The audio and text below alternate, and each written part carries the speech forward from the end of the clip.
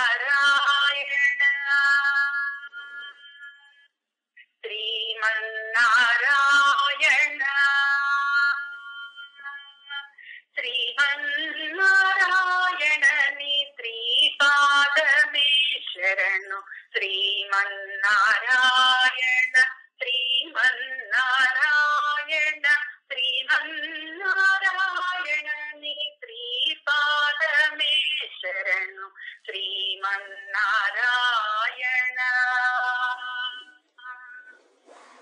కమలాసతి ముఖ కమల కమల గీత కమల ప్రియా కమలేక్షణ కమలాసతి ముఖ కమల కమల గీత కమల ప్రియా కమలేక్షణ కమలాసన హిత గరుడ గమన శ్రీ కమల నాభని పద కమల శరణు శ్రీమన్నారాయణ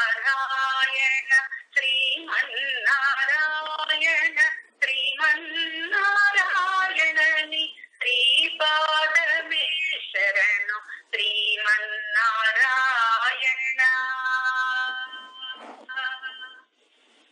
పరమయోగి జన భాగధేయ శ్రీ పరమ పురుష పరాత్పరా పరమయోగి జన భాగధేయ శ్రీ పరమ పురుష పరాత్పరా పరమాత్మా పరమాణు రూప శ్రీ తిరువేంకటగిరి దేవ శరణు పరమాత్మా పరమాణు రూప శ్రీ తిరువేంకటగిరి దేవ శరణు శ్రీమన్నారాయణ శ్రీమన్నారాయణ శ్రీమన్నారాయణ నీ శ్రీపాదమే శరణు శ్రీమన్నారాయణ శ్రీమన్నారాయణ శ్రీమన్నారాయణ నీ శ్రీపాదమే శరణు శ్రీమన్నారాయణ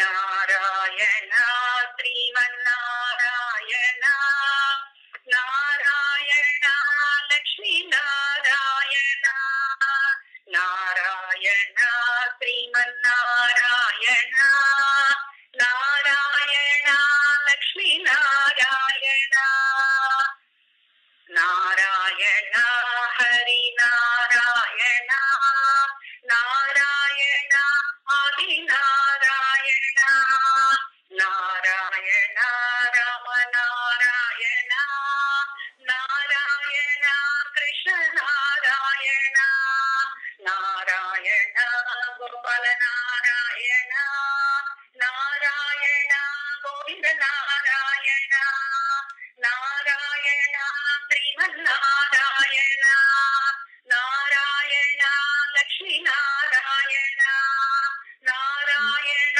శ్రీమన్నారాయణ నారాయణ లక్ష్మీ నారాయణ శ్రీమన్నారాయణ శ్రీమన్నారాయణ శ్రీమన్నారాయణ నీ శ్రీపాదమే శరణు Srimannarayana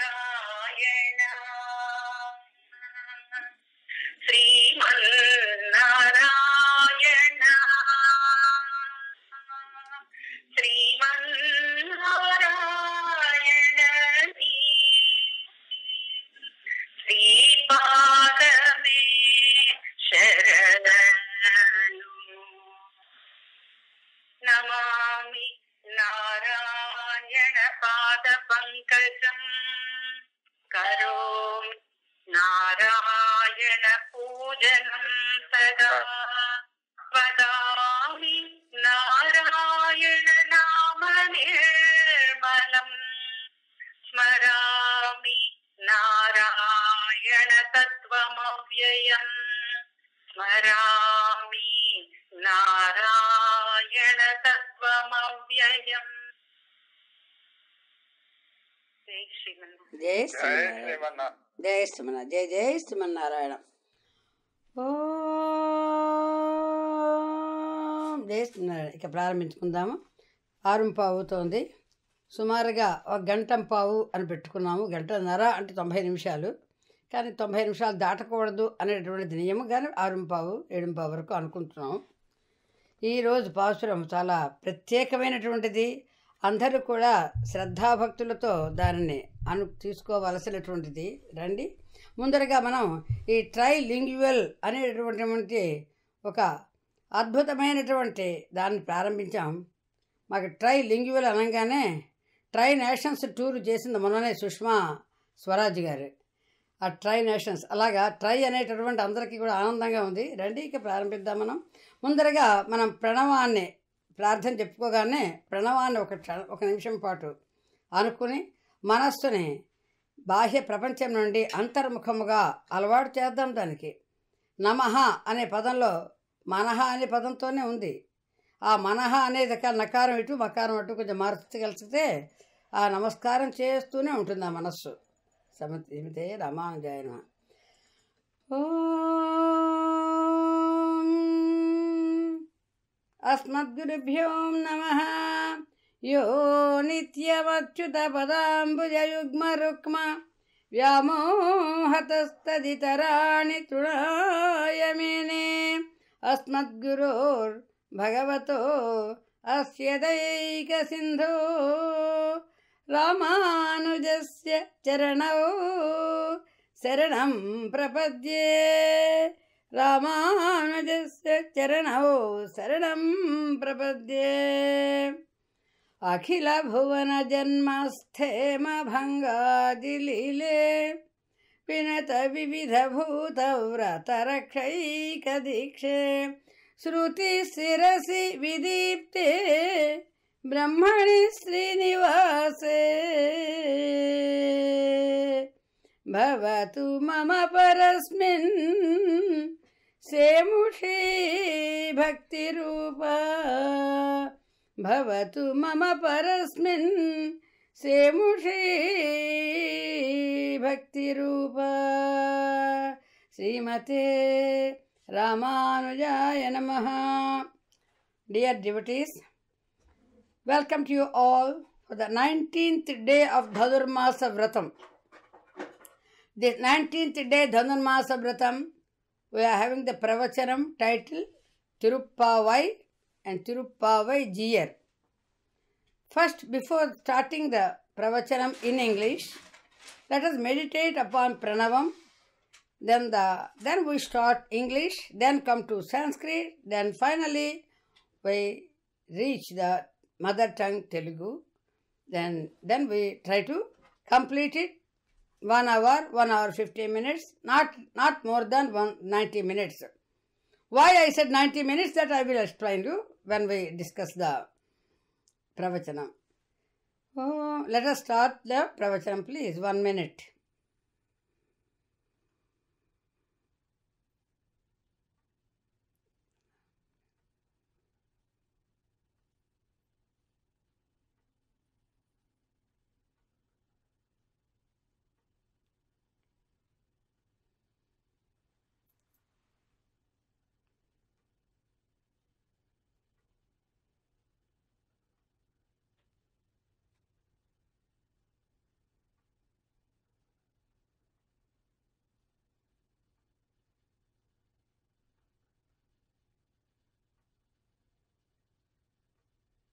Jai Srimanarayana.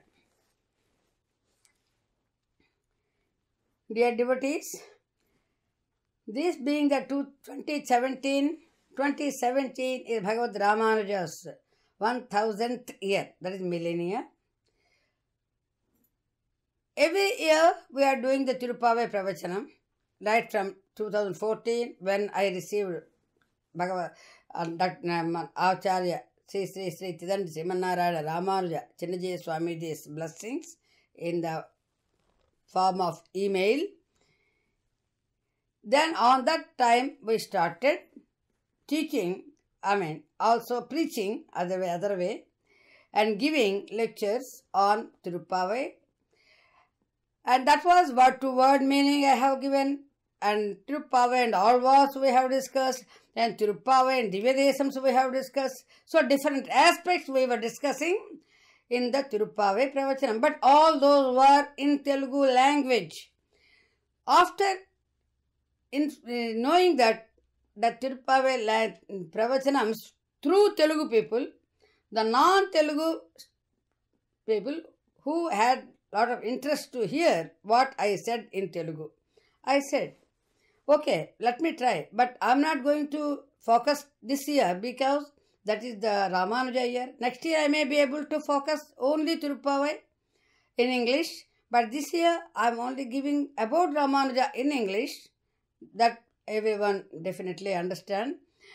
And Tirupavai again go in Telugu, but still you will have some hints about the Tirupavai and how Ramanuja was influenced by Tirupavai, and how Goda, the intricacies of the explanations of what our Purvacharyas have given, that we are going to bring forth.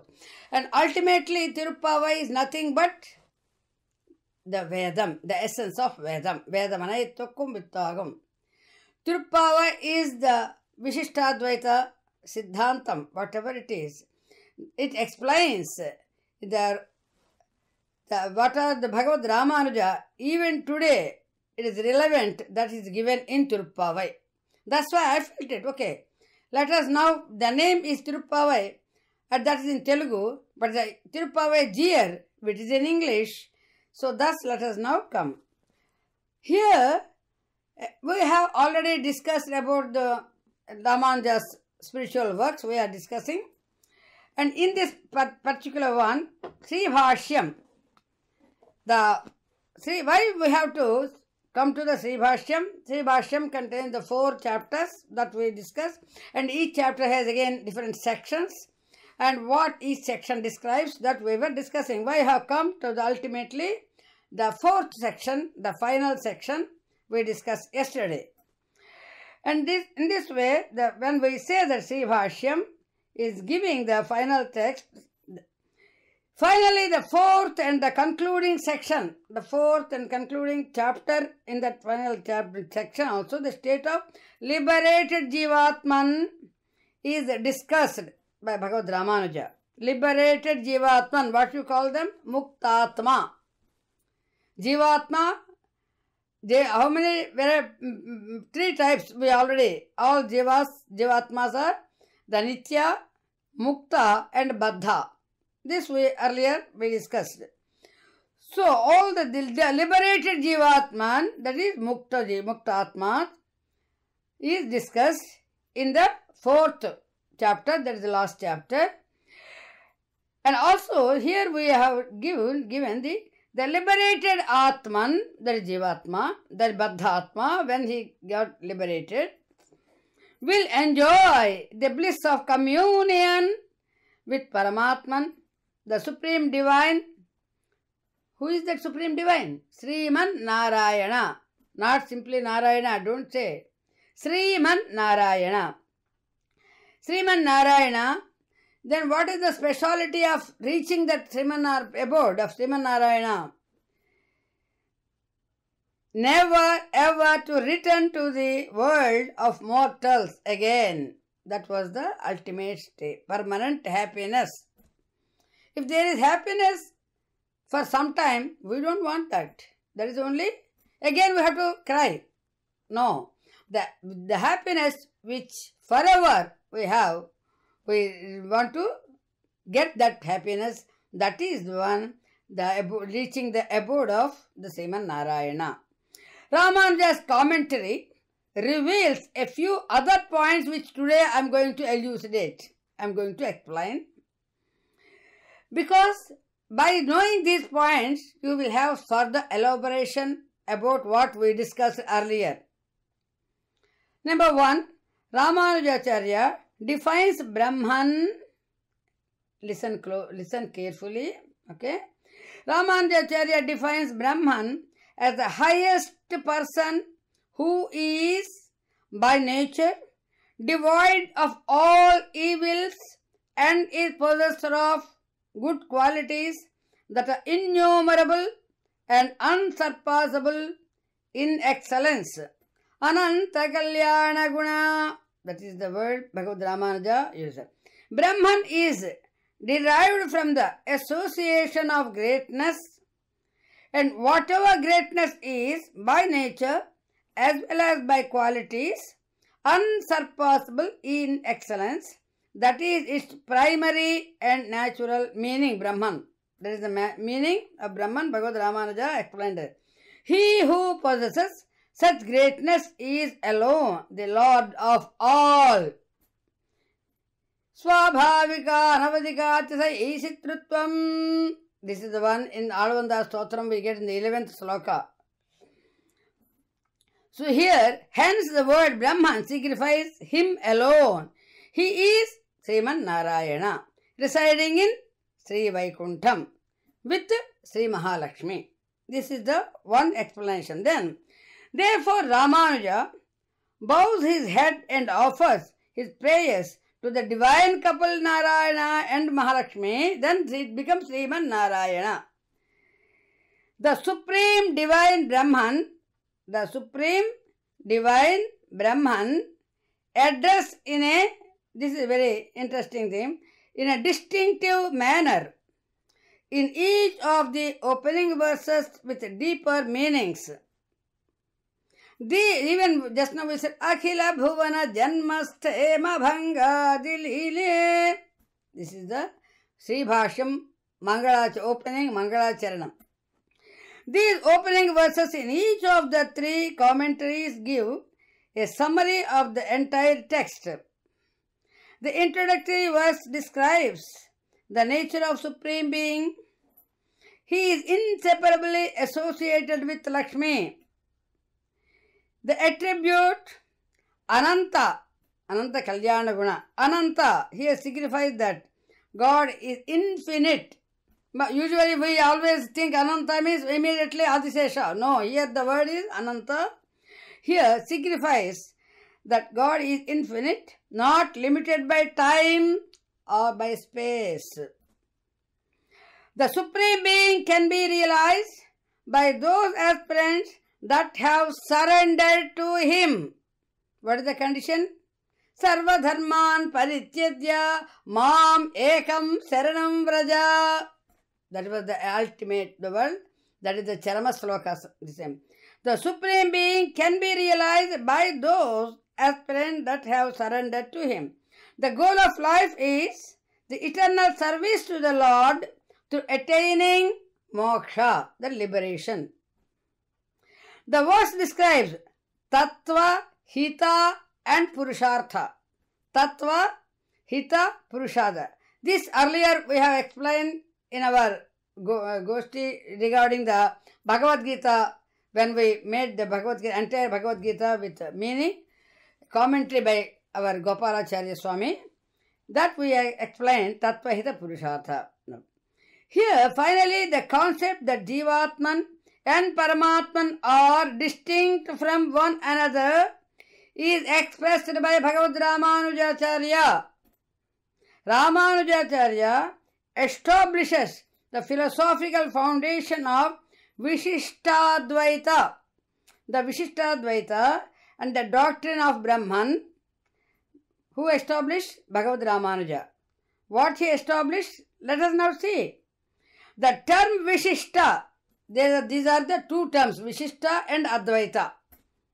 The term Vishishta means, somebody asked me, what is the meaning of Vishishta Advaita? Then now they can listen. The term Vishishta means qualified. Vishishta. Vishishta means Vishesham. Vishesham qualified. Therefore, the Vishishta Advaita is translated as qualified monism. Advaita means monism. So the qualified monism, if you see, there is one Parabrahman or Ishvara, the Supreme Being.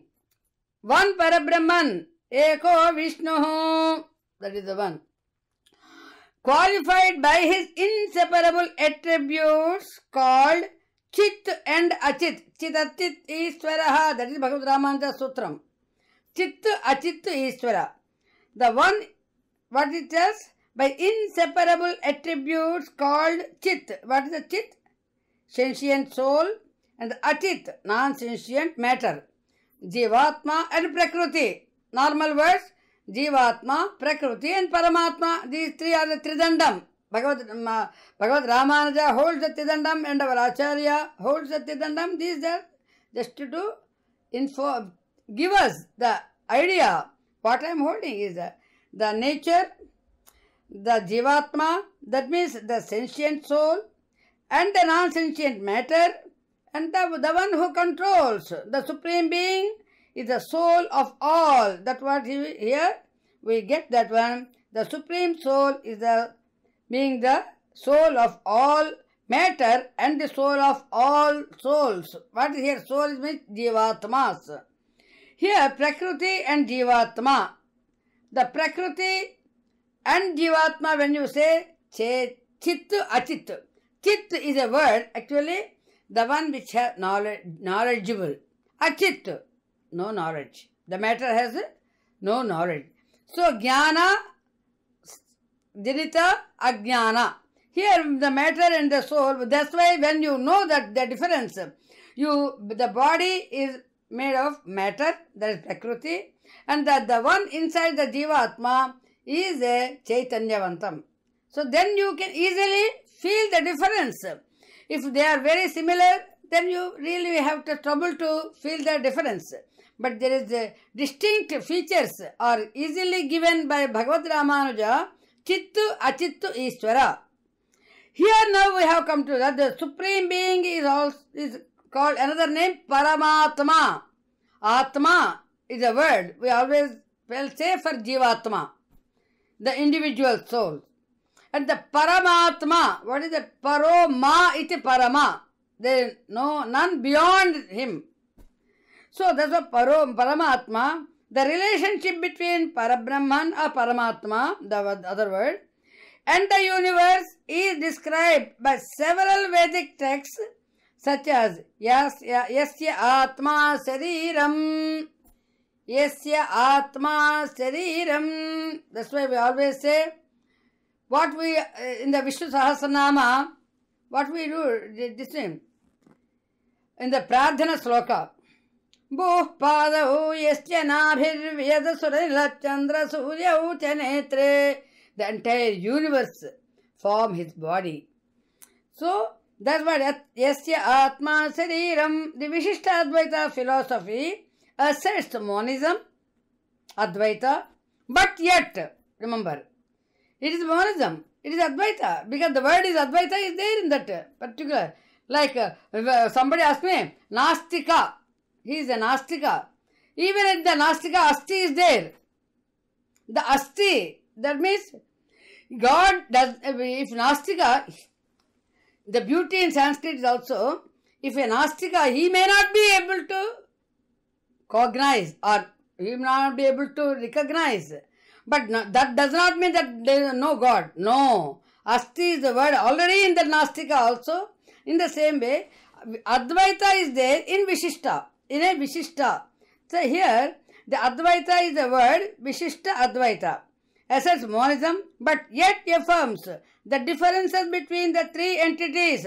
Tattva Traya. Tattva Traya. What are the Tattvams? The nature, that is Prakriti, the Prakriti Tattvam, and the Jiva Tattvam, and the Paramatma Tattvam. For the Paramatma Tattvam come first, then come the Prakriti Tattvam and Jiva Tattvam. This is what, in a normal words, if I want to say, if you write 100, 100, okay? This 1 stands for the Paramatma Tattvam. And the next 2 are for the Jiva Tattvam and the Prakriti Tattvam. These Jiva Tattvam and Prakriti Tattvam, when associated with the Paramatma Tattvam, then only the value of the Jiva Tattvam and Paramatma Tattvam comes. That's why we come. If after 1 we write 0 and 0, then only we call 100. If you remove that 1, is it 100? No, it is zeros. So the same thing, we have the attributes of God are as real as God himself, and the monistic Brahman is qualified by his attributes, matter and the soul, that is Jiva, or the body of God, that is Sarira Bhavam we say, and depend upon God, and neither can exist without God. Neither Prakriti nor even Jivatma cannot exist without Paramatma. That's what is it. That means there is no entity at all. There is no value, no entity for Jivatma and Prakriti without the Paramatma's existence. So God is cause of the universe, and the universe which is made up of soul and matter, that means the universe which is made up of soul and matter is the effect produced by Paramatma. The God makes the individual soul enter matter and thereby makes it live.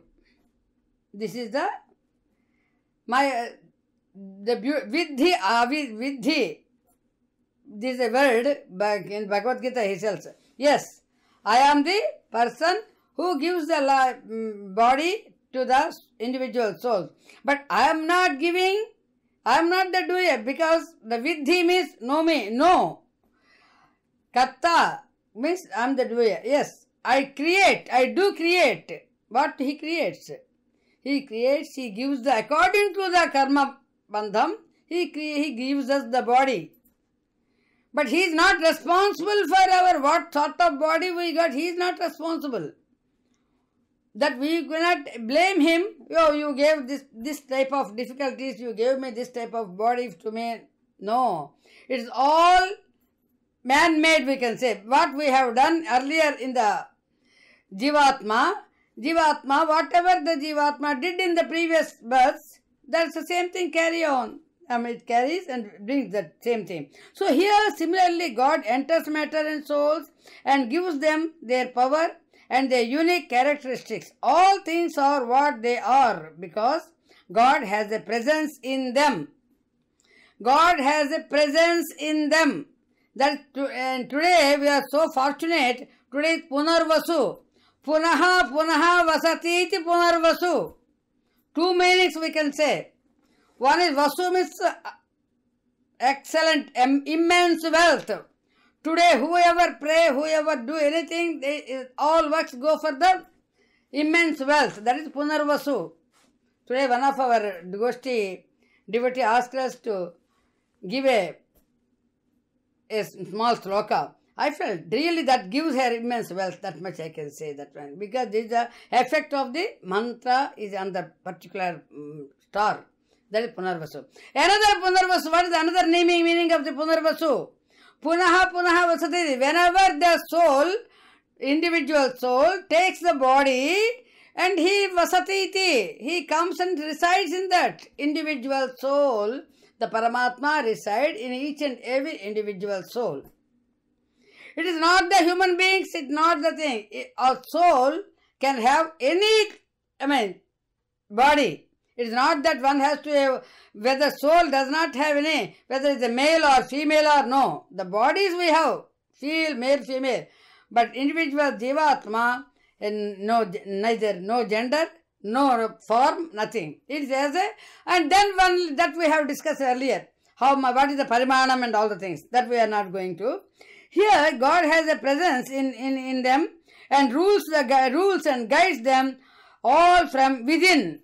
The result is that all things are representative of Him exclusively. Then Vishishtadvaita Vedanta states, Bhakti is the ultimate means. This is one I want to inform to everyone. Bhakti is the devotion, is the ultimate means for attaining moksha. Bhakti is the ultimate thing for attaining the moksha. Once you know that Bhakti is the attaining moksha, Bhagavad Ramanuja defines the path of prapatti as the means of moksha. But bhakti is the means to happen, and prapatti, and bhakti and prapatti. These two offer the prapatti as the means to attain moksha. What is bhakti? What is prapatti? Normal words we can say seva and kainkaryam. Bhakti is like seva. Seva means whatever you have got, your wish. You want to serve somebody, you want to give something of your choice. But Kainkaryam, prapatti is not of your choice. It is a Perumal's choice if you are able to. Kim Karavani. What does that mean? Oh God, please order me. What are the things which I have you order me, I will do. That is prapatti. That mindset is very important. What we want to offer, that still remains some sort of ahankaram. I have offered, I have donated, I is always come. But Kainkaryam, Perumal asked me to do this. Perumal made me to do this. Perumal gave this one to me. Perumal gave this task to finish. Everything go to, that is prapatti. That is the difference. Both are sevas, no doubt at all, services.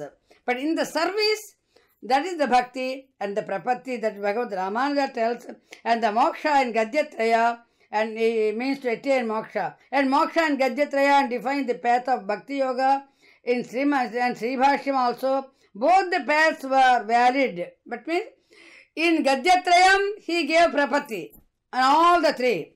And in Sribhashyam he emphasized bhakti. Why? This was the question that we will anyhow, tomorrow we will explain in detail. But because prapatti is not for all. But Bhagavad Ramanuja's intention is that Sribhashyam should be read by everyone. So that's why he gave that bhakti in the beginning. Then when those who have got the bhakti, then they can come to the prapatti margam. So philosophers and post-Ramanuja period have also stated that for the current times, prapatti is the practical means to attain moksha. Because the aspirant in the bhakti yoga path must still gain the state of mind, atmavalokana, the desire to attain moksha and to go through the mandatory steps, to pray, to go for the God's mercy and meditation, and so many things are in the bhakti. But wherever prapatti, leave everything. Like sarvadharman parityajya, that is prapatti. Mam ekam saranam vraja, that is prapatti. Then when you have the final confidence, or you can say mahaviswasam, then you come to prapatti. If you don't have that, you have still doubt. You keep practicing, you keep trying your own methods. Do that. He did not say no. So that is bhakti. So here the surrendering to the Lord through prapatti is essential to commence bhakti yoga or to reach perfection. That was it. Now coming to the Sribhashya is a monumental commentary on Vedanta Sutra, because the final word I am telling, and now we conclude. The Sribhashya is a monumental commentary on Vedanta Sutra because it captures the essence of Vedanta Darshana and provides the logical interpretation of the scriptures. What I said? Logical. Why he said logical? Why everyone felt it, the Bhagavad Ramanuja's? Because earlier they were illogical. Arguments were illogical, not based on logic. Bhagavad Ramanuja, logic means tarkam, tarkasastram. Tarkasastram is very, very complicated to understand unless those who have the logical mind. Why I am telling him? Yatra dhumaha tatra vahnihi. If I say, wherever there is smoke, there is fire. Then your mind may immediately ask, yatra vahnihi tatra dhumaha. It may immediately counter argument, it may say. Then the immediately tarkam said, no. If you keep on that steps, if you go, that's why to understand tarka, one should have the logical mind too. Then why it says no? Yatra vahnihi tatra dhumaha? No, because if you have a very iron rod, it's totally hot, but no, you never get any dhumam. Dhumam means, what is dhumam? So here, the fire and smoke, it need not to give smoke wherever there is fire. But if there is smoke, there is a chance that because without fire, no smoke comes. But without smoke, fire can exist. So these are logical arguments one should know in the same way, like karma and bhakti and jnana. Karma, bhakti, jnana. If one is not there, that means other one, no, it can be other than that, another meaning.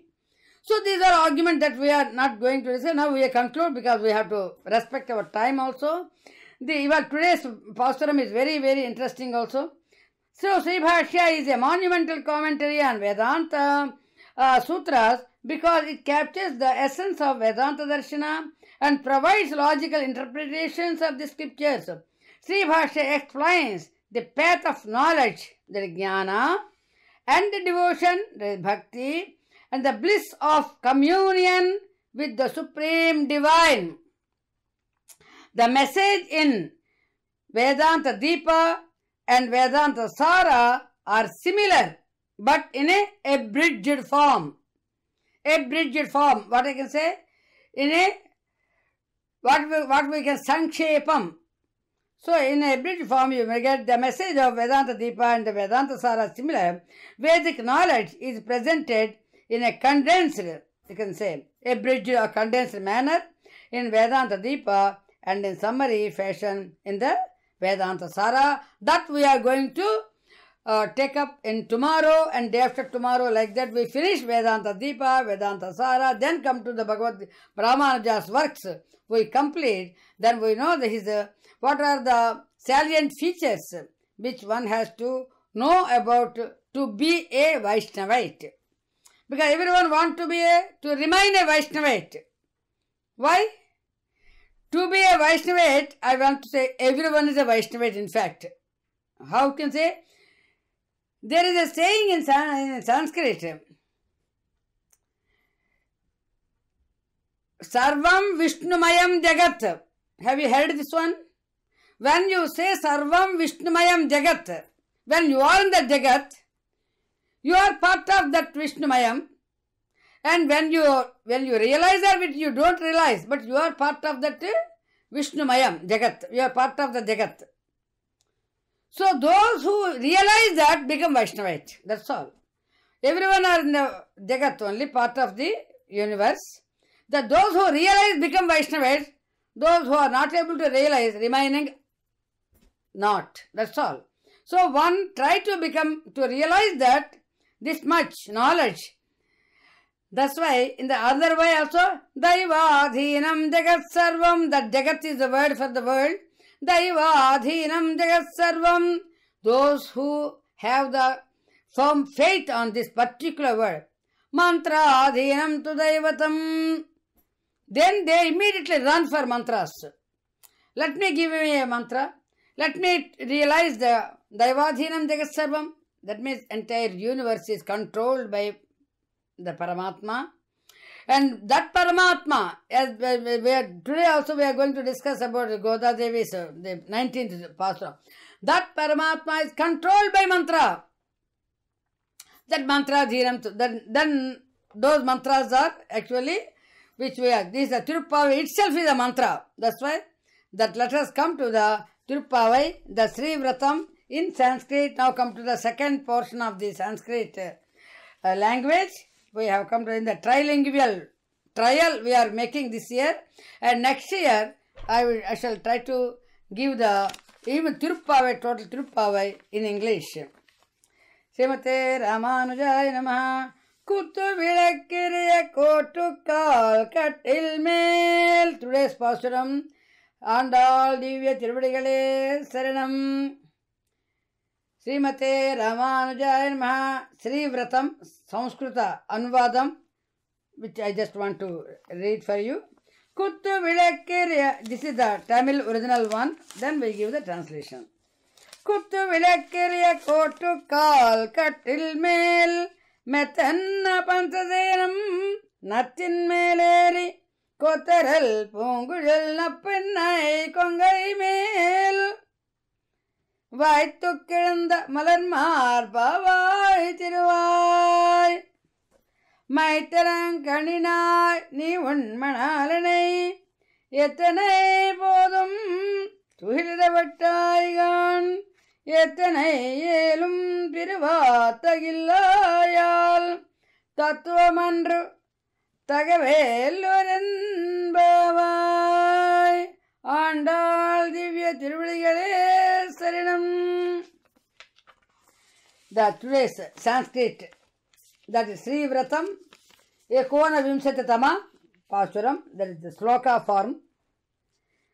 Sambha Pradipa Nikareshu Samujvalat Sudantostapadasene Mrudu Panchatalpam Aruhya Gutya Vikasatsuma Malikeli Nila Stano Nila Tungastanagiri, that is the one. Nila Stano Parisushaita Visputoraha Sri Madhava Nanamudam cha Yavatsale Tvam Kim Nyayam Anjana Manogya Visala Netre Tvannayakam Shanamapi Pratibodhanaya Nangikaroshi Viraham Sahasena Cheti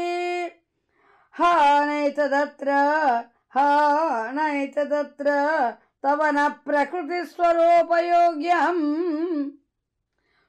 Subhagyamaravanini Prasida Deyam Phalam ja Karanam ja Sayeva Krishna Vrutam Nisargamadhuram Vratamasmadiyam Vrutam Nisargamadhuram Vratamasmadiyam.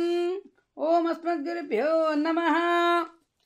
The Sri Vratam in this Tirupavai, we have given the Sanskrit Anuvadam, Samskrita Anuvadam. See, now come to the mother tongue, that is Telugu.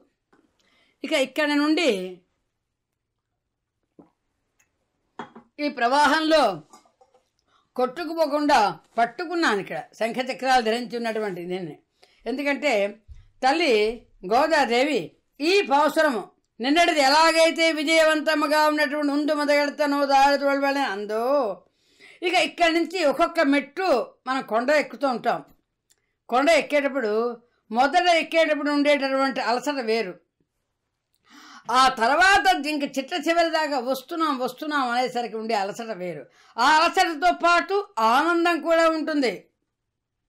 ఏమిటి ఆనందం? ఇంకా రాబోతోంది, ఇంకా మనం చూడబోతున్నాం, ఇక చేరబోతున్నాం అనే ఆనందం మనకు ఉంటుంది. ఈ అవరోహణ క్రమంలో తల్లి మన తీసుకెళ్తోంది. అవరోహణ ఆరోహణ అవరోహణ. ఏమిటి ఆరోహణ అవరోహణ? మనకి ముందర మనకి మొట్టమొదటి దాన్ని గమనించమంటోంది. ఇందులో కూడాను మొట్టమొదటి చెప్పినటువంటి పాసురాలు వయ్యత్తువాళ్ళు వేరుగాళ్ళు నవం నంపావా ఎక్కువ అని చెప్తున్నప్పుడు పెద్దవాళ్ళందరూ ఏం చేశారు అదే చేస్తాను, మాకు ఇంక వేరే పువ్వులు ముడమము ఏమీ చెయ్యము అవన్నీ మళ్ళీ గుర్తు చేస్తోంది తల్లి. ఇక్కడ గుర్తు చేస్తూ మళ్ళీ ఆరోహణ క్రమంలోకి వెళ్ళిపోతోంది. ఈ అవరోహణ ఆరోహణ అనేటటువంటిది చల్లగా తీసుకెళ్తూ ఈరోజు తల్లి ఈ పాసురంలో అత్యంతమైన శృంగార సన్నివేశాన్ని మనకు అందిస్తోంది. శృంగార సన్నివేశమా అని ఒకసారి మనసు ఆలోచిస్తే కాదు అని తెలుస్తుంది మనకి. అందుకనే ఆ తల్లి ఏ భావంలో అందించిందో మనం గమనించాలి కదా. మన పూర్వాచారులు వారు అందించారు కదా. ఈరోజు మా అదృష్టం కొలది ఇదిగో ఈ కట్టుకున్నటువంటి ఈ వస్త్రం ఉంది. ఈ వస్త్రం తల్లి గోదాదేవికి కట్టినటువంటి వస్త్రాన్ని మాకు మన గోష్ఠిలో ఉన్నటువంటి ఒక భాగవతురాలు శిరీష గారని వారు అమ్మ ఈ మా దేవాలయం ఎక్కడ ఉంది? భారతదేశం నుంచి అమెరికా దేశానికి వచ్చింది. ఆ తల్లి ఆండాళ్ళ తల్లి యొక్క అనుగ్రహం మాకు ఇక్కడికి కాలు కదపకుండా తల్లి అనుగ్రహాన్ని పొందగలగడం ఏం అదృష్టమా అనిపించి భాగవతులు అంతటి గొప్పవాళ్ళు. అందుకని ఈ తల్లి చీర ఎందుకు కట్టుకున్నాను తెలుసా అమ్మ? ఒకసారి పరకాయ ప్రవేశం అంటుంటారు చూసారా, అలాగే నీ మనసులో ఏమైనా భావాలు ఉన్నాయో మాకు తెలియదు, కనీసం నీ వస్త్రం నా ఒంటి మీద ఉంది కనుక నీ భావాలను కూడా నేను భావించుకునేటట్టుగా మా భాగవతులందరికీ నీ భావాలు అందించగలిగేటట్టుగా నన్ను ఆశీర్వదించమ్మా అని గోదా నా మీద నీ దయ రాధా పఠిత ద్రవిడ వేద గట్టిగా అడిగితే ద్రవిడ భాషలో ఒక్క మాట కూడా మాట్లాడలేనే. అటువంటి దాన్ని ఈ ద్రవిడ భాషలో ఉన్నటువంటి దాని సాహసము కాదు నాకు చెప్పడానికి ముందుకు వస్తున్నాను అంటే గోదమ్మ ఒకటి అంటుంది, నీకు 2 మాటలు వచ్చు కదా, పాక్లాం పోటు వరేన్ సన్న సౌఖ్యమా ఇవన్నీ మాట్లాడుతూ ఉంటాం. అవతల వాళ్ళు ట్రిబ్యూట్ అంటారు దాన్ని. ఆ భాషలో మనం కానీ వాళ్ళ భాషలో వాళ్ళు పలకరిస్తే వాళ్ళు పరమానందం అయిపోతారు. అలాగా నాకు వచ్చినా రాపోయినా మా భగవద్ రామానుజుల వారు మా తల్లి గోదాదేవి ఆ భాషలోనే మమ్మల్ని అలరారుచు ఈ ఐశ్వర్యాలన్నీ ఇస్తున్నారు కదా, అందుకోసమైనా సరే మనం ప్రయత్నం చేయాలి. రండి మరి ఆ భావనలోని మనం తల్లీనం అయిపోదాం. ఈరోజు ఈరోజు ఎన్నో విషయాలు తెలుసుకోవడం ఉన్నాయి. సమయం ఎంతవరకు మనని అనుగ్రహిస్తుందో ఆలోచిద్దాం. శ్రీమతే రామానుజాయ నమః. 19వ పాసురంకి వచ్చాం. 9, 1, 10 ఇప్పుడే చెప్పుకున్నాం. ఉన్నవాడు ఒక్కడే. ఆ ఒక్కడు ఎవరండి మనకి మోక్షాన్ని అనుగ్రహించేది? అమ్మయ్యా అనుకుందాం. ఎవరు అంచింది అంటేట అమ్మ మోక్షం ఇస్తుందా, అయ్య మోక్షం ఇస్తున్నాడా? ఎవరిని మనం అనుగ్రహించాలి అంటే ఇవాళ పాసురంలో వాళ్ళిద్దరిలో జరిగినటువంటి అద్భుతమైన అన్యోన్యతని మనం గమనిస్తే ఆ అన్యోన్యత అంతా కూడా ఒక శృంగారసభరితంగా కనబడుతుంది. ఒక అంపశయ్య మీద ఉన్నటువంటి ఆ అన్యోన్యతను చూస్తే మరి సామాన్యమైన నిత్య జీవితంలో చూస్తూ ఉంటాం కదా మనం. ఇది బెడ్రూమ్ సీన్లో ఉండేది అదేమిటిది గోదాదేవి అంత ఆధ్యాత్మికమైనటువంటిది. అలాగా మన అందరినీ ఎక్కడికో తీసుకెళ్ళిపోయింది అనుకోకండి.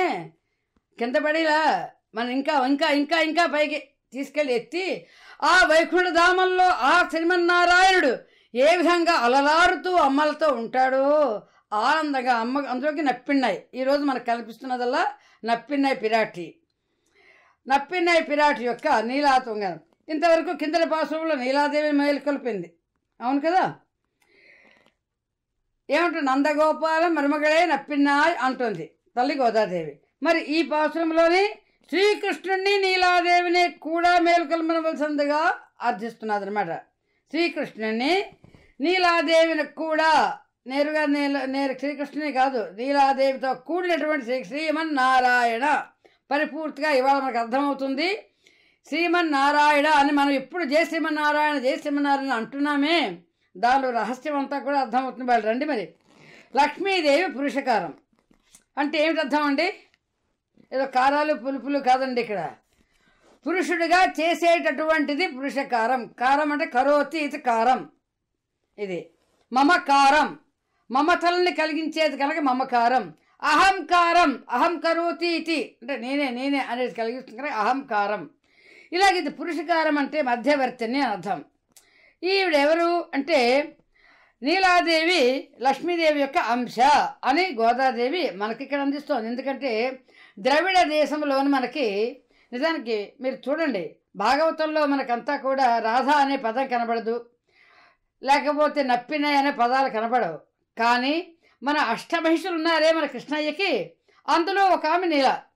లేదండి నాకు అష్టమహిషుల పేర్లు తెలుసండి, లక్షణ భద్ర వీళ్ళందరి పేర్లు తెలుసండి, మరి అదేమిటండి? లేకపోతే ఏమనో జాంబవంతుడి కుమార్తెను జాంబవతి ఇవన్నీ తెలుసండి అంటే కాదు. రుక్మిణి తెలుసు, సత్యభామ తెలుసు, అందరూ తెలుసు. కానీ నాగ్నజితి అనే ఒక పేరునికి, ఆ నాగ్నజితి అనే పేరు సంస్కృత పదమే నీలా నప్పిన్నై అనేటువంటిది. ఇది పట్టుకునే మనకి పరాశర భట్టరు నీలా తుంగస్తనగిరితటి. ఈరోజు ఆ దృశ్యాన్ని మనకి ఆ నీలా తుంగస్తనగిరి తటి మీద ఆ పరమాత్మ ఏ విధంగా వేంచేసి ఉన్నాడు, ఈ విధంగా వేంచేసి ఉండడంలో రహస్యార్థం ఏమిటి తెలుసుకుందాం రండి మరి. అటువంటి దాన్ని నీలాదేవి మేలుకొలుపుతూ పురుషకారం అంటే ముందరగా ఆశ్రయించడానికి సూచిస్తూ లక్ష్మీదేవి పురుషకారం కనుక ఆమెను ఆశ్రయించడానికి వేరెవరు ఆశ్రయించాలా అవసరం లేదు. ఇంకా నారాయణను ఆశ్రయించాలంటే మహాలక్ష్మి ఆశ్రయించి ఆ తదుపరి నారాయణ ఆశ్రయించాలి అనేటువంటిది.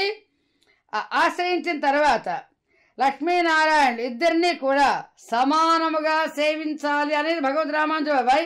ఎందుకని మనం తిరుప్పావేజీ ఎందుకు పెట్టుకున్నాం? ఈ తిరుప్పావేలో తల్లి అందించింది కనుకనే దివ్య దంపతులు ఇద్దరు ఒక చోట చేరగానే మనకందరికీ కూడా గద్యత్రయాన్ని అందించారు భగవద్ రామానుజుల వారిది. మనం నిత్యము ఆరాధన పారాయణ చేస్తున్నాం. మన శ్రీనివాస రామానుజ ప్రవచన శ్రీగోష్ఠిలోని. దాన్ని మళ్ళీ ఒక ప్రత్యేకమైనటువంటి గోపాల చూడామణి వినోదం అన్నాం. ఎవరా గోపాల చూడామణి పొందుతారు? మనకి గోపాల చూడామణి అనే పదం మనకి కులశేఖర వాళ్ళు అంటారు. అలాగే తెలుసా, చాలా అందంగా అనమాట. ఆ గోపాల చూడామణి అనగానే కృష్ణుడు. రండి ఇక ఇక్కడి నుంచి నారాయణుడు ఉపాయ మనకి జీవులు సేవింపబడినప్పుడు జీవులు చేసే వ్యాపారాలన్నీ కూడా అంటే పనులన్నీ కూడా లక్ష్మీనారాయణ గిరువులకి కైంకర్య రూపముగానే ఉండాలి. మనం చేసే ప్రతిదీ ఏ ఒక్కరిని ఆరాధించినా దోషమే, దోషభూయిష్టమే. ఇంకా ఇలాంటి దోషం కాదురా. అందుకని మనకి చాలా బాగా వినండి, సత్యనారాయణ వ్రతం చేస్తూ ఉంటాం, అప్పుడప్పుడు ఇంకోటి ఏదో చేస్తూ ఉంటారు. అది లక్ష్మీనారాయణ వ్రతం అని మనకి అందించారు. ఎందుకని? ఒక్క నారాయణుడు చేసేటటువంటిది మనకి సంబంధం లేదు. నారాయణుడికి అప్పుడు నిగ్రహ అనుగ్రహాలు రెండూ ఉన్నాయి కనుక ఆయనకి. అందులోకి అదే కాకుండా సత్యనారాయణ వ్రతంలో కథ ఉంది కదా మనకి. అసలు పోనీ పూజ చేసుకుంటే చేసుకోండి మీ మానాన్ని, మాకేం అభ్యంతరం లేదు. నారాయణుడిని కనబడితే ఆ కథ ఉంది. ఆ కథ ఎక్కడా లేని కథని ప్రాచుర్యంలోకి వచ్చింది, అందరికీ తెలిసిన విషయం అది. ఎవరైనా ఎక్కడైనా ఉందని చూపిస్తే రేవాఖండే స్కంద పురాణే ఉందా? అసలు రేవాఖండం అనేది స్కంద పురాణం చూపించండి, లేదు. మరి ఎలా వచ్చిందండి? ప్రతి మందిని భయపెడితే తప్ప వాళ్ళు లొంగరని ప్రపంచాలందరికీ కూడా నువ్వు అలా చేసావా ఇలా అయిపోతావు, ఇలా చేసావా అలా అయిపోతావు. ఇదా అండి పరమాత్మ చెప్పిస్తున్నాడా? పరమాత్మ శాపాలు ఇచ్చేవాడా? కోపిష్టి పడేటటువంటి తల్లి ఎంతో కోపం చెప్పించేటటువంటి తండ్రి అటువంటిదే. ఇటువంటి కాదు అంటారు మనకి. మన సంతోషమాత పూజలు చేసేవాళ్ళ దగ్గరికి ఒకసారి తెలుసుకుంటే వాళ్ళమే. అప్పుడు మహారాష్ట్రలో ఉంటే బాగా అది ఒకటి ఉంటుంది. మరి కలకత్తా లాంటివి వెళ్ళామంటే ఉగ్ర రూపంలో ఉన్నటువంటి కాళిక కనబడుతుంది.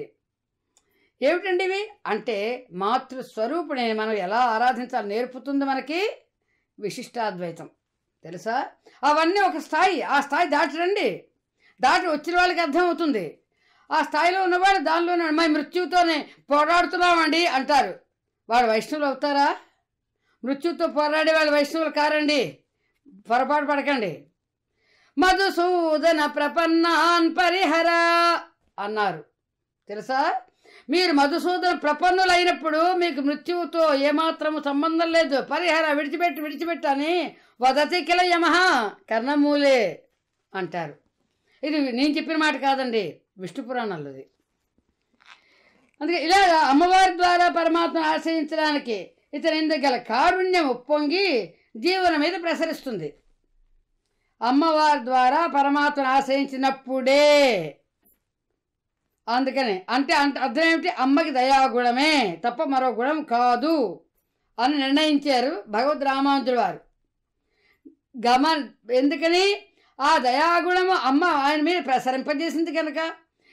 ఆ వైకుంఠ గద్యని ఎలా అందించారండి? కళ్ళతో ఇలా చూస్తున్నట్టుగా వర్ణించారు. మన చదువుతూ ఉంటే మీకు కళ్ళ ముందు ఒక అద్భుతమైనటువంటి సన్నివేశం కనబడుతుంది.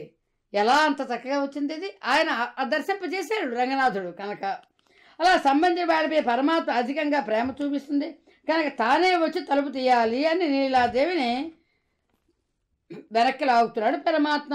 వెనకకి లాగాడు, ఆమె మంచమే పడింది, ఆమె మీద ఏమైనా అతరపడ్డాడు. ఇలా పడుతూ ఉంటే సుఖస్పర్శ వచ్చింది. ఆమె యొక్క సుఖస్పర్శకి ఆయన ఒళ్ళు మరిచిపోయాట. ఇంకేం చేస్తున్నాడు? ఇంక తలుపు తెరవకుండా ఊరుకుండిపోయారు. ఇక్కడ గోపికలంతా తెలుస్తోంది ఇవంతా. మరి గోపికల స్వామిని మేలుకొలుపు తెరవలసిందిగా అర్థించారు. ఇక్కడ ఆ ఆర్తనాదాన్ని విని తలుపు స్వామి లేవబోతుంటే నీలాదేవి ఏం చేస్తుంది? తన కళ్ళతో తలుపు తెరవడానికి వీలు కాదు, వద్దు అని నిర్బంధిస్తుంది. ప్రతిబంధకం ఇక్కడ. అది చూస్తాడు. అమ్మా ఇది న్యాయమా అంటుంది ఈరోజు పాశ్రమంలో. అమ్మవి కదమ్మా నువ్వు తలుపు తీయడానికి తండ్రి సిద్ధమవుతుంటే నువ్వు తీయవద్దని చెప్పడం న్యాయమా? ఇందులో చిన్న రహస్యం బాగా ఉన్న వినండి.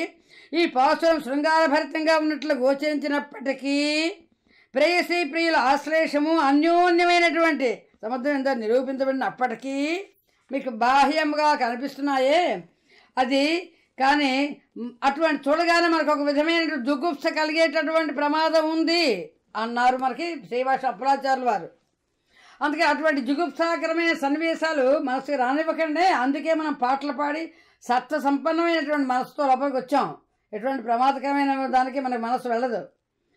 అందుకని ఇందులో ఏం చెప్తున్నారు? తాత్విక నిరూపణమే. ఏమిటో తత్వం అండి? సృష్టికి ముందు తర్వాత కూడా, సృష్టికి ముందర, సృష్టి తర్వాత అంటే ప్రళయం తర్వాత పరమాత్మ, సృష్టికి ముందు సృష్టి తర్వాత పరమాత్మ లక్ష్మీ సహితుడయ్యే ఉంటాడు. అయితే శ్రీమన్నారాయణ తత్వం అవిభాజ్యమై ఏకము అనేకమవుతుంది. సృష్టి అనగానే ఏకము అనేకముగా అయిన తత్వము శ్రీదేవి. సర్వేశ్వరుని కారుణ్యమై సంకల్పమే ఆ అనేకం అవ్వడానికి. అది ఉపనిషత్తులన్నీ కూడా చెప్పిన విషయం. ఆ సంకల్పమే జగద్రక్షణ కనుక సృష్టి సంహారాలకు కారణమవుతున్నాయని చెప్పి ఆ పరమాత్మ కంటే వేరు కాదు. ఏమిటి ఈ సృష్టి? పరమాత్మ కంటే వేరు కాదు అనేది కదా. పరమాత్మ సృష్టి నియమాలను చేస్తున్నాడని చెప్తూ, అయితే సృష్టి చేస్తున్నది మనం రక్షించేది శ్రీదేవా లేక శ్రీమన్నారాయణుడా? శ్రీదేవా లేక నారాయణుడా? ఆ మాట రావాలి. శ్రీదేవా లేక నారాయణుడా లేక శ్రీమన్నారాయణుడా? ఫైనల్ మైండ్ పెడుతుంది. 3 ఎంటిటీస్ కనబడుతున్నాయి. Only mother, only father and mother. ఎవరు అంటే ఇళ్లలోని మనకి కొంతమందికి అమ్మ అంటే ఇష్టం, కొంతమందికి నాన్న అంటే ఇష్టం, కొద్ది మందికో ఇద్దరంటే ఇష్టం ఉంటుంది అనుకోండి, కాదనలేదు. ఇక్కడ ఆ ఇష్టాలు కాదు ఇక్కడ చెప్పేది. ఇక్కడ మనకు కావాల్సింది ఏమిటంటే నారాయణుడే, కానీ శ్రీ కాదు. నారాయణుడే సృష్టిని రక్షించేది, సృష్టిని మనకి కొనసాగించేది. శ్రీదేవి కాదు అని చెప్తున్నారు. కానీ కేవల నారాయణుడా యద్భ్రూభంగ విభంగ అని చెప్తాడు. అంటే ఆవిడ సృష్టి చేస్తుంటే భ్రూభంగాలట, అంటే కరుసైగలతో ఆమెను చెప్తుందిట, ఇది బాగుంది, ఇది బాగులేదు, దాని ప్రకారంగా సృష్టి చేస్తున్నాను కూడా మనకి వర్ణాలు ఉన్నాయి. అందుకని కేవలం నారాయణుడు కాదు, శ్రీమంతుడైనటువంటి నారాయణుడే, స్త్రీతో కూడినటువంటి నారాయణుడే అని. అందుకే స్త్రీ అతన్ని నిరూపించేటువంటి ధర్మంగా ఉంటుంది. రక్షించాలనే పని కూడా కారుణ్యపూర్ణమైన సంకల్పం పరమాత్మే రక్షకుడిగా చెప్పుకుంటాం. అందుకంటే శ్రీమన్నారాయణుడే రక్షకుడు, నారాయణుడు కాదు, స్త్రీ కూడా కాదు. ఇది మనకి తెలుసుకోగలగాలి. ఒక్క శ్రీదేవినే మనం ఆరాధించినా మనకి రక్షణ దొరకదు, మనకి మోక్షము కుదరదు. ఒక్క నారాయణుడినే ఆరాధించినా మనకి మోక్షము దొరకదు. ఇది మనకి వైష్ణవ ధర్మంలో రామానుజాచార్యులు వారు అందించినది. దేన్ని బట్టి? ఈ పాశ్రమంలో ఉన్నటువంటి రహస్యాలను బట్టి. ఈ సన్నివేశం ఒకసారి గమనిద్దామా? సమయం అంతుందో చూస్తున్నాము. సన్నివేశం చమత్కారంగా చెప్తారు. కారుణ్య రూప సంకల్ప అవస్థ ఏమిటి? కారుణ్యం కలిగింది తల్లి నీలాదేవి. ఆమె మేల్కొని గోపికలను తనకు సంబంధించిన వారినిగా, తన వాళ్ళకి తాను స్త్రీ, గోపికలు స్త్రీలు, తనకు సంబంధించిన వారిగా. ఇంకా రహస్యం ఏమిటి? నీలాదేవి జీవాత్మ. అది తెలుసుకోండి. పరమాత్మ ఒక్కడే, మిగతా అన్ని జీవాత్మలే. మీరు శివుడనండి, బ్రహ్మనండి, లేకపోతే మరొకడనండి, చివరికి మహాలక్ష్మి కూడా జీవాత్మ కోటికే చెందుతుంది, కానీ పరమాత్మ కోటికి చెందదు అని భగవద్ రామానుజులు నిక్కచ్చిగా దాన్ని మనకి అందించగలిగారు. కనుక ఈరోజు మనం దాన్ని చెప్పుకోగలుగుతున్నాం. ఇందులో స్వీకరించి దాన్ని పరమాత్మ రక్షించవలసిన బాధ్యత ఏర్పడుతుందని ముందు నీలాదేవి లేచి తలుపు తెరవడానికి వస్తుంది కదా. ఆమె కృష్ణుడు అడ్డగించి పరుండవేసి ఆమె వక్షస్థలం మీద ఉండి ఏమిటి వక్షస్థలం స్థానం ఏమిటండి? భక్త వాత్సల్యము. వక్షస్థలానికి ఇంకొక సింబాలిక్ ప్లేస్ ఎందుకంటాం? హృదయము అంటే ద్రవీభూతమయ్యేటటువంటి స్థలము భక్త వాత్సల్యము. ఆ వాత్సల్యానికి వసుడే ఆమెను వదలలేకుండా ఉన్నాడు. ఎందుకని? ఆమె ఈ భాగవతులందరి కోసమని ఆవిడ చూస్తోంది. అయ్యో, ఈ భాగవతులందరి కోసము ఉన్నటువంటి ఆమె వక్షస్థలం అనేటటువంటి వాత్సల్యంతో ఆమెను అంటుకుని ఉన్నాడు. మళ్ళీ నీలాదేవిని వర్ణించేటప్పుడు శ్రీకృష్ణ వదలమని అర్థిస్తుంది. తర్వాత ఇలా శృంగార ప్రధానంగా కనబడితే సన్నివేశాలు ఉన్నాయే, ఒకరి మీద ఒకరు ఉన్నట్టుగా కనబడే సన్నివేశాల్లోని మేము తిరుపతి వెళతాం. తిరుపతి వెళితే మనకి ఆయన వక్షస్థలంలో అమ్మ కనబడుతుంది. అమ్మ వక్షస్థంలో ఆయన ఉంటాడా, ఆయన వక్షస్థంలో అమ్మ ఉన్నదా అంటే మనకి శ్రీమన్నారాయణ ఏంటిది నారాయణ హృదయం బాగా తెలుస్తుంది. నారాయణ హృదయంలో ఎంత తగ్గ నారాయణ అంటే నువ్వు నారాయణ హృదయంలో నువ్వు ఉంటావు. మమ హృదయ మీరిద్దరు నువ్వు నారాయణ హృదయంలో నువ్వు ఉంటావు, నీ హృదయంలో నారాయణుడు ఉంటాడు. కానీ మీరిద్దరు నా హృదయంలోకి రండమ్మా అని ప్రార్థనలో చెప్పడంలో ఇందులో ఈ సన్నివేశంలో కూడా శ్రీమన్నారాయణ తత్వంలోనే శ్రీతత్వము నారాయణ తత్వాలు సంబంధించి ఉన్నాయి కనుక చేతనలు అచేతనాత్మకమైన సర్వ జగత్తుకి కారణుడు శ్రీమన్నారాయణుడు. శేషభూతమైనటువంటి ఇక జగత్తంతా కూడా ప్రతి జీవి కూడా తాను చేయగలిగిన పని అంతా కూడా శ్రీమన్నారాయణ చేతనే నియమించబడుతోంది. మహాలక్ష్మి చేత కాదు సుమండి, సృష్టి యావత్తు శ్రీమన్నారాయణ చేతనే నియమించబడుతోంది. ఈ జీవి చేసే సకల వ్యాపారాలు శ్రీమన్నారాయణుడికే అతిశయము. నారాయణే నమక్కే అంటుంది తల్లి. నారాయణనే నమక్కే అని చెప్పినప్పుడు అతిశయం. అలా మరి స్వతంత్ర ప్రతిపత్తి లేక శ్రీమన్నారాయణకు శరీరంలా ఉన్నటువంటి ఈ జగత్తంతా ఉంది కదా, మరి ఈ జగత్తంతా ఆయన యొక్క శరీరం కదా. అటువంటి పరమాత్మకి అన్ని విధాలా చెంది ఉండాలి జీవాత్మలు అని చెబుతూ కనుక జగత్తు పరమాత్మకి శేషభూతము, శ్రీమన్నారాయణ శేషి. శేషి శేషభూతం అంటే టోటల్ అండ్ పార్ట్. టోటల్ అంటే మొత్తం, మరి పార్ట్ అంటే ఒక భాగం. మనం అందులో శ్రీని కానీ నారాయణ్ణి కానీ వేరుగా భావించకుండా, ఎందుకని మొత్తములోని భాగం అంటే శ్రీని మొత్తం అంతా కూడా శ్రీమన్నారాయణుడు అంటే ఆమెతో కూడి ఉన్నటువంటి కనుక ఆ శ్రీమన్నారాయణ వేరుగా శ్రీ వేరు నారాయణుడు వేరుగా భావించకుండా ఈ జగత్తు శేషి అని తెలుసుకుంటూ ఈ గోపిక అందరూ కూడా ఈ పాశ్రమం ఇద్దరిని లేపుతున్నారు. ఇద్దరు లేపేటటువంటి దానిలో కూడా చిన్న మంచిగా ఉంటాయి విషయాలు. ఏమిటో తెలుసా? కుట్టు విరక్కెరియ కోట్టు కట్టెల్ మేల్ అనేటటువంటి గుత్తి దీపాలు. ఈ దీపాలు అంటే ఒక క్షణం చెప్పుకుందాం. గుత్తి దీపాలు వెలుగుతుంటే ఏరుగు దంతాలతో చేయబడిన కోళ్ళిగా మంచం మీద చల్లదనం, మెత్తదనం, తెల్లదనం, ఎత్తు వెడల్పు కలిగి పాన్మ మీద ఎక్కి గుత్తులు గుత్తులుగా వికసిస్తున్నటువంటి పూలు తలలో ముడుచుకున్నావమ్మా.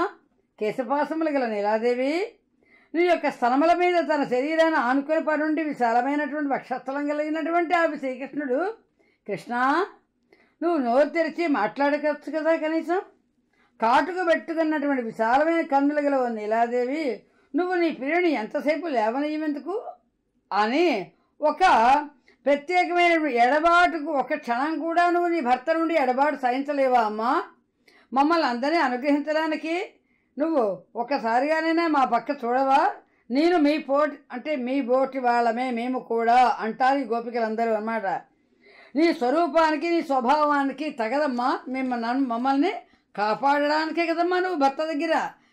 అంటే ఏంటి, తల్లి ఎప్పుడూ కూడా పిల్లలని కాపాడడానికి భర్తని ఎప్పుడు అంటి పెట్టుకుని ఉంటుందిట అనపాయని. ఎందుకని ఆయన ఏ క్షణంలో పిల్లల మీద ఏ విధమైనటువంటి కోపాన్ని ప్రకాశిస్తే, ఒకవేళ కోపాలు ప్రకటిస్తే ఆ కోపం వల్ల పిల్లలు ఎంతంత ఎన్నెన్ని కష్టాలు పడాల్సి వస్తుందో, పాపాల్లోకి వెళ్ళిపోయి కష్టాలు పడాలి కదా. అందుకని తల్లి మనని పాపకోపంలోకి తొయ్యకనివ్వకుండా కాపాడుతుంది అని చెప్తే ఇందులోనే ఇక్కడ మనకి గోపికలందరూ అంటే ఏమిటిది, తల్లికి ఏ విధంగా కావాలి అంటే లక్ష్మణుడు సీతారాముల వనానికి వెళ్ళినప్పుడు వారిద్దరూ ఆనందంగా విహరిస్తుండగా సేవలు చేస్తున్నాడు.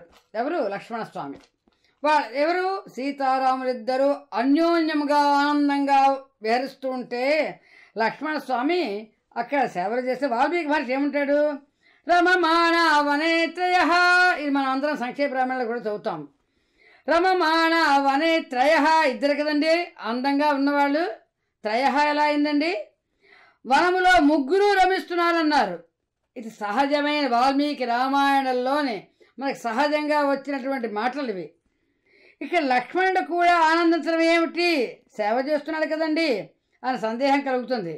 సీతారాముడు సేవ చేస్తున్నాడు కదా, అందుకే సీతారాములకు అన్యోన్య అనుభవం చేత వాళ్ళిద్దరూ ఎంత ఆనందం కలిగి ఉన్నారో, లక్ష్మణుడికి వారి జంటకి సేవలు చేయటం వలన అంతటి ఆనందమే కలుగుతోంది అని ఇక్కడ మనకి నీలాతుంగ స్తనగిరి తటి అన్నట్టుగా ఇందులోనే ముగ్గురు ఆనందిస్తున్నటువంటి వాళ్ళు ఇక్కడ అని చెప్తోందన్నమాట తల్లి గోదాదేవి.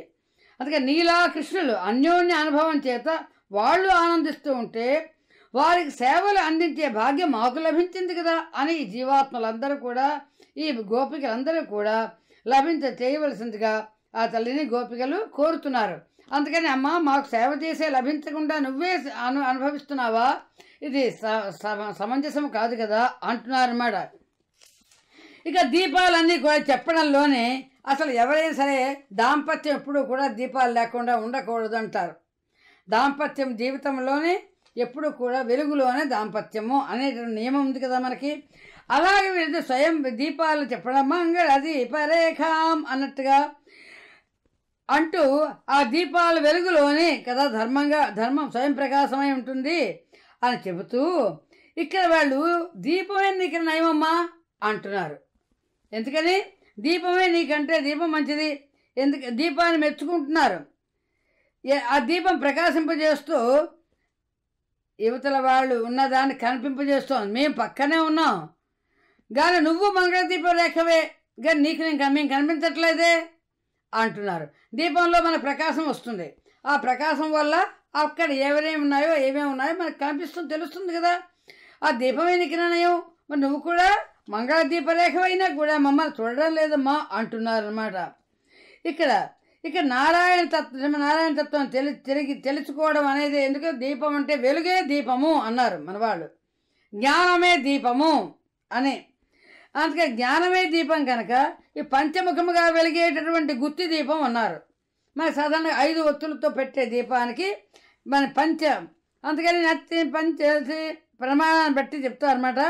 చీకలు తొలగించేటటువంటిది ఇందులో ఏమిటి 5, ఈ 5 మనకి చాలా అందంగా చెప్తారు. శృతి అంటే వేదము, స్మృతి దాన్ని అనుసరించి వచ్చినటువంటి ఇతిహాసము, పురాణములు, ఆగమములు, ఈ 5 కూడా మనకి జ్ఞానాన్ని ప్రసాదించే సాధకములు కనుక మనకి గుత్తి దీపం పెట్టడం వలన జ్ఞానం వాటి యొక్క జ్ఞాన సారాన్ని మనకి అందించమని మనం ప్రార్థిస్తున్నట్టుగా నారాయణ తత్వం మనకి భాషించేటట్టుగా ప్రార్థించడమే ఈ గుత్తి దీపాలు పెట్టడంలో. అయితే నీలాకృష్ణుడు చేయించిన మంచం ఎలా చెప్తోంది ఆవిడ, ఆ మంచానికి దంతపు కోళ్ళు ఉన్నాయంటున్నది. కువలయాపీడం అనేటువంటి ఏనుగునేమోను సంహరించినటువంటి వాడు కనుక ఆ కువలయాపీడం ఏనుగు సంహరించిన వరకు ఈ నీలాదేవి కోసమట. అందుకని మధురలోని అందరూ కూడా బెంగపెట్టుకుని చూస్తుంటే కంసుని కువలయాపీడం అని ఏనుగుని సంహరించి దాని కంసుడు తాలూకు ఏనుగుని కృష్ణుడి దగ్గర వచ్చి పంపితే దాన్ని సంహరించాడు కృష్ణుడు. దాని దంతాలు తీసుకొచ్చి నీలాదేవి మంచాన్ని కోళ్ళుగా చేయించాడు. అదే ఎందుకని వీరపత్ని అనేటటువంటి ఆవిడకి ఇష్టం నీలాదేవికి. అందుకే వివాహం అయ్యేటప్పుడు కూడా 7 మదించినటువంటి ఎద్దులని సంహరించిన తర్వాతే కృష్ణుడి వివాహం ఆడింది ఆవిడ. వీరపత్నికి ప్రియుడితో కలిసేటప్పుట చాలా గొప్పలు ఏంటంటే మామూలుగా ఆలింగనం చేసుకుంటే ఇష్టం ఉండదండి. ఒక బాణపు దెబ్బలో ఉన్న తర్వాత ఆ స్త్రీ అంతా కూడా చెబుతున్నప్పుడు సీతాదేవి అలా చేసింది. సీతాదేవి అడవిలో నడుస్తున్నప్పుడు మరి అప్పుడు ఏనుగు సింహం కాదు కానీ ఆ సీతాదేవి ఖరదూషణ తిసులు ఉన్నారే ఆ 14,000 మంది 14,000 ఒక్కసారిగా రామచంద్రుడు 1 మ్యాన్ షో ఉండి ఒక్కడే సంవత్సరప్పుడు వచ్చి శ్రీరామచంద్రుని సీతం గాఢంగా కౌగలించుకుంది. అక్కడ అందరూ ఉన్నప్పటికీ కూడా అంటారు. ఎందుకని ఈ సన్నివేశం మనకి వాల్మీకి మహర్షి అందంగా వర్ణిస్తాడు. అది వీరపత్రికి ఉండే లక్షణం కనుక ఈ అమ్మని కూడా అందుకని బాహు రామస్య సంశ్రిత అని అక్కడ మనకు అందింది. ఇలా రామచంద్రుని భుజం కూడా అందుకుని ఇక్కడ మనకి ఎందుకు చెప్తున్నా ఇవన్నీను పరమపదంలో ముక్త పురుషుల యొక్క విషయం మనం అందుకుంటాం. ఇప్పుడు ఏదైతే ఈ సన్నివేశం ఉందో ఈ నీలాతుంగ స్తనగిరి అనే దానిలోనే పరమపదంలో ముక్త పురుషులు పరమాత్మని చేరేటప్పుడు పరమాత్మ శ్రీదేవితో పాటు అంటే నారాయణుడు శ్రీదేవితో పాటు ఒక పర్యంకము మీద వేం చేసి ఉంటాడు అనేది మనకి వైకుంఠ గద్యలో కూడా అందిస్తారు భగవద్ రామానుజుల వారు. పరమపదంలో కూడా మనకి విషయాలన్నీ కూడా మన పూర్వాచార్యులు వర్ణించారు ద్రవిడ ప్రబంధంలో. ఒక నారాయణుడు ఎక్కడ ఉంటాడు, శ్రీ మహాలక్ష్మితో కూడి పర్యంక మీద వేం చేసి ఉంటాడు. అప్పుడు ఈ జీవుడు ఆ పరమాత్మని చేరడం ఇన్ని 12 ద్వారాలు దాటాక విరజానదిలో వెళ్ళాక ఇవన్నీ చేశాక ఆ పరమాత్మను చేరేటప్పుడు ఏం జరుగుతుంది చెప్పండి? ఆ మంచం మీద కూర్చుంటాడు ఆయన. ఆ జీవుడిని తన పాదం మీదకి దేవుడు వస్తాడు, పాదం చూపిస్తాడు ఆయన. అంటే ఏమిటో శ్రీమన్నారాయణ చరణం శరణం ప్రపద్యే, జీవుడు పట్టుకునేది ఆ పాదమే. అప్పుడు ఆ జీవుడు ఆ పాదాన్ని పట్టుకొని పైకి వెళుతూ ఉంటే ఒళ్ళో చేర్చుకుంటాడు పరమాత్మ. ఆ పాదం మీదుగా ఒళ్ళోకి చేర్చుకుంటాడు. జాగ్రత్తగా వినండి. అప్పుడు ఏమడుతుంది? నువ్వెవరివి అని ప్రశ్న వేస్తాడు. ఆ పరమాత్మ తెలీదా? తెలుసు, కానీ మన చేతి చెప్పించాలి. ఈ దేశంలోకి వచ్చాక వాళ్ళు అడుగుతూ ఉంటారు, వాట్ ఈజ్ యువర్ నేమ్ అంటే చెప్తాం, what is your date of birth. వాళ్ళ దగ్గర అన్ని రికార్డులు ఉన్నాయి, కానీ మన నోటితో మనకు చెప్పించి అదొక విశ్వాసం. అలాగా మనకి నువ్వెవరివి అని ప్రశ్నిస్తున్నారు. అప్పుడు జీవుడు ఏమంటాడు? అహం బ్రహ్మాస్మి. ఇది రావాలి మనకి. అంటే ఆ జీవుడు అక్కడికి వెళ్ళిన తర్వాత నీ స్వరూపాన్ని పొందిన వాడిని అయ్యాను, నేను బ్రహ్మనయ్యాను అంటట. బ్రహ్మ అంటే చతుర్ముఖ బ్రహ్మ కాదండోయ్, పరబ్రహ్మ స్వరూపం. నేను బ్రహ్మ అని సమాధానం చెప్తాడు. అలా పరమాత్మ నుండి వేరు చేసి చూపించడానికి వీరు కాక తననే పరమాత్మగా పేర్కోగలిగినటువంటి దశని అనుభవించడమే ఈ మంచం మీద కూర్చున్నటువంటి పరమాత్మ దగ్గర. ఆ దశ ఎక్కడ వస్తుంది? ఈ నీలాదేవితో కూడి ఉన్నటువంటి పరమాత్మ దగ్గరే ఆ దశని పొందుతాడు జీవుడు. కనుక ఆ దశ పొందించేటటువంటి అదృష్టాన్ని మనకి తల్లి గోదాదేవి నీలా తుంగస్తనగిరి తడి అందించినట్టుగా అందులో మనకి ఇది ఈ పరమాత్మ దగ్గర మనం పొందేటటువంటి పరాకాష్ట అంటాం. చివరి దశ ఆ తల్లిదండ్రుల యొక్క స్థానాన్ని పిల్లవాడు ఎన్నేళ్ల నుంచో దూరం పడినటువంటి ఆ జీవుడు ఆ తల్లిదండ్రులను చేరుకున్నటువంటి అందమైన అప్పుడు ఎలా ఉంటారు తల్లిదండ్రులు? ఎక్కడ ఉంటారు? అద్భుతమైనటువంటి పర్యంకం మీద, దీని పర్యంక విద్య అంటుంది ఉపనిషత్తు. ఈ పర్యంకం మీద ఉండి ఇరువురు కూడా వారు ఆ జీవుణ్ణి అనుగ్రహిస్తే, ఎవరు నువ్వు అంటే నేను అహం బ్రహ్మాస్మి అనిపించిన తర్వాతే అప్పుడు వాడిని నేరుగా అనిపించవలసిన ఎక్కడ? పరమాత్మ దగ్గరే అంటారు అన్నమాట.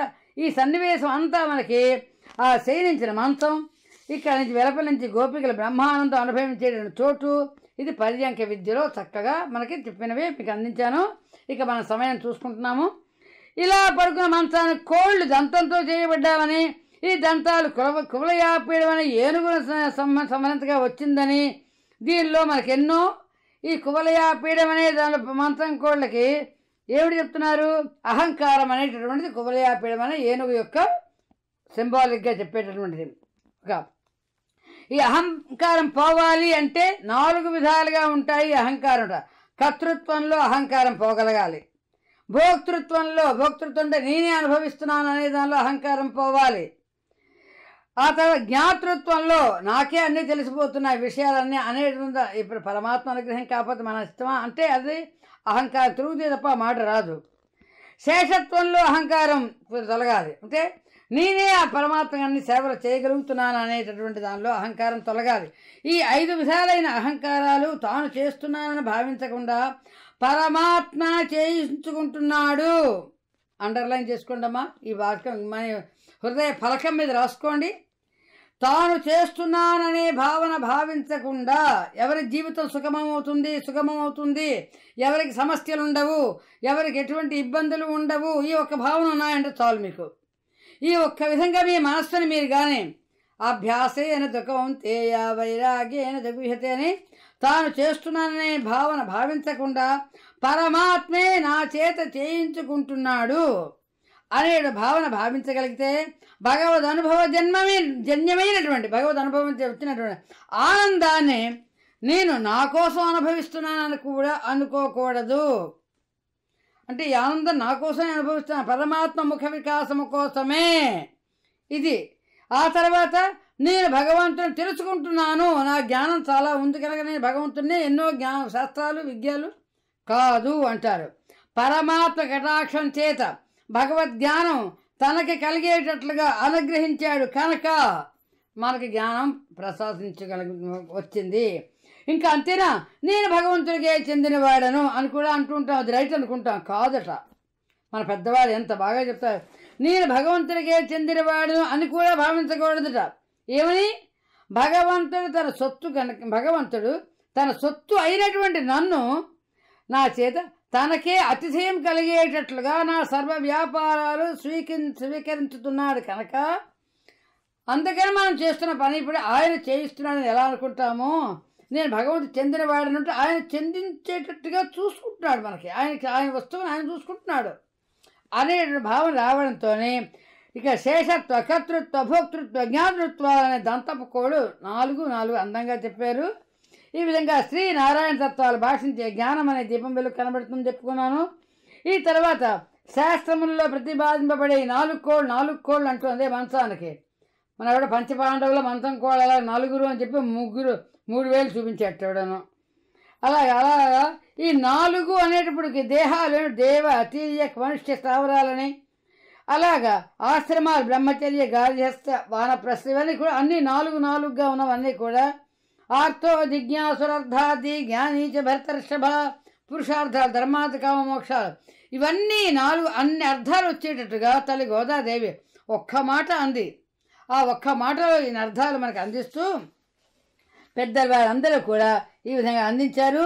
ఈ తర్వాత మనకి 5 గుణములైనటువంటి ఆ పడకకి 5 లక్షణాలు ఉన్నాయంటే ఆ 5 లక్షణాలు మనకి అర్ధపంచకం యొక్క అర్థాలు అని చెప్తుంది తల్లి గోదాదేవి. ప్రాప్యమైన బ్రహ్మస్వరూపమని, ఈ జీవుడి స్వరూపమని, పొందడానికి ఉపాయమని, పొందవల్ల వచ్చే లాభమని, పొందడానికి ఉండే విరోధాలు, ఇవన్నీ కూడా అర్ధపంచకం తెలియజేస్తుంది. ఆ మంచానికి అన్ని ఉన్నాయి, అక్కడ ఉన్నాడా పరమాత్మ. అటువంటి అర్ధపంచక జ్ఞానం ఎవరికైతే ఉంటుందో అప్పుడు ఆ పరమాత్మకి దర్శనం మనకి అవుతుంది అని చెప్పేశారు.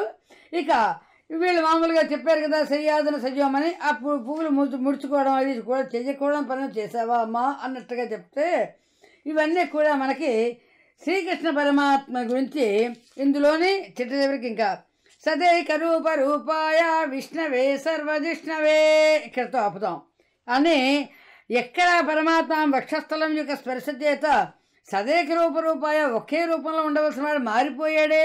శ్రీ గోదాదేవి ఏముంటుంది, ఒక పదం పెడుతుంది, స్వామి యొక్క ఆమె వక్షస్థలానికి వెళ్ళడం వల్ల ఆయన యొక్క వక్షస్థలం వికసించింది అంది. వక్షస్థలం మారింది కదా, ఆయనకు ఆనందమైంది కదా.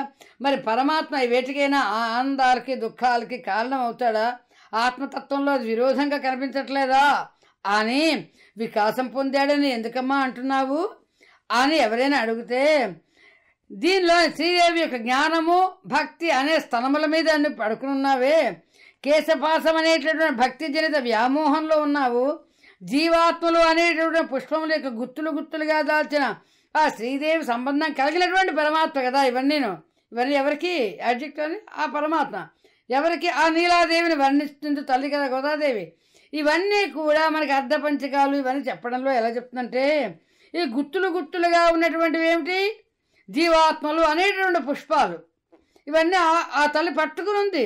ఎవరు? నీలాదేవి మనందరినీ కూడా. అందుకని ఈ పరమాత్మ వికాస సంకోచాలన్నీ కూడా లేనివాడు సహజంగా. మరి వికాసం చెందాడని రాసింది గోదాదేవి, మనకి ప్రత్యేకంగా అనిపించట్లా. అంటే కర్మజనిత వికాస సంకోచాలు కలిగి ఉండడం అయితే దోషం. పరమాత్మ కర్మజనిత వికాస సంకోచాల, మనకి పూర్వజన్మలో పుణ్యకర్మ అయితే మనం పొంగిపోతాం, మనం చేసిన పాపకర్మ అయితే కుంగిపోతాం.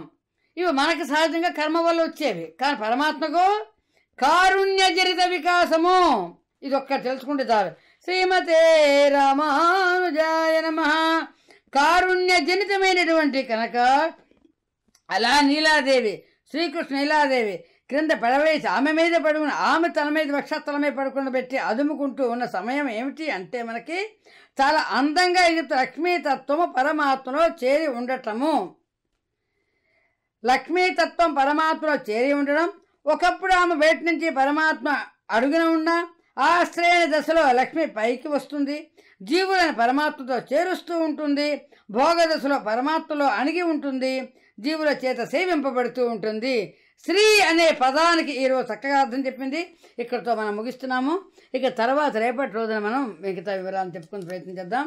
సర్వం శ్రీకృష్ణార్పణమస్తు. ఓం అస్మద్గురుభ్యో నమః. శ్రీమతే రామానుజాయ నమః. జయ శ్రీమన్నారాయణ.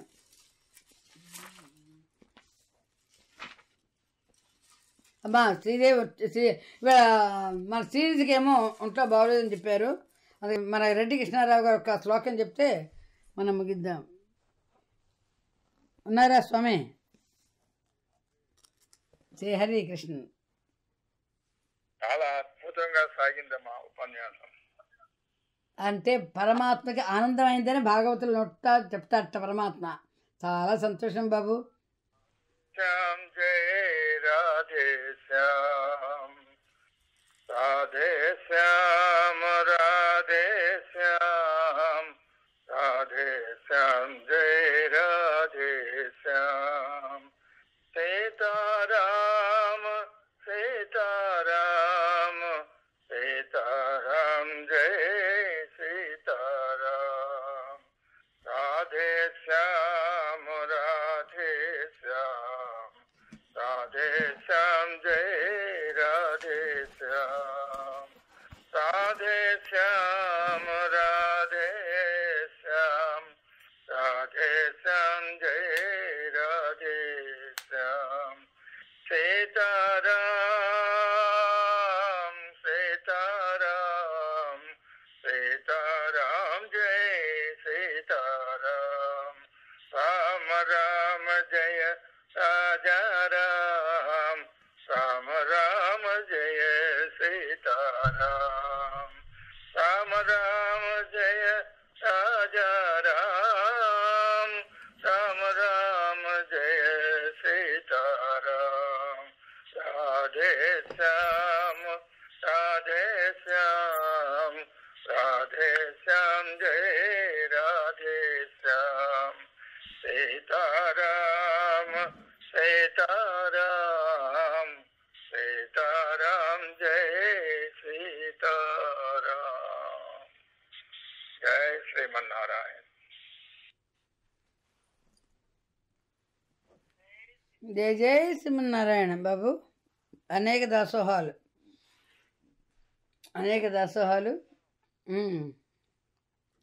చాలా అద్భుతం. ఒక